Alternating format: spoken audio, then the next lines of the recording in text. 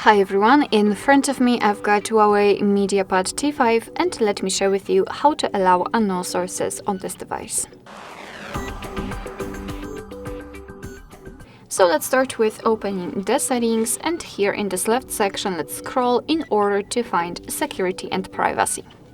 Now we have to scroll down to tap on more and scroll down again to find install unknown apps. And as you can see right here, we've got the list of apps which are allowed or not allowed, just like in my case to install some content. And of course we can change it, just find the app and tap on the switcher on it. And after getting back, you can see that the Chrome is right now allowed to install something. Of course, it works the same with all other apps. However, be aware that you're doing it on your own responsibility. Some third-party apps aren't verified by the developer, so you may put your data and actually whole device at risk. So really remember about that and choose the apps wisely. Of course, you can always remove previously granted permissions. Simply tap on the app and tap on the switcher again. And after getting back, you can see that the Chrome is right now not allowed to install anything.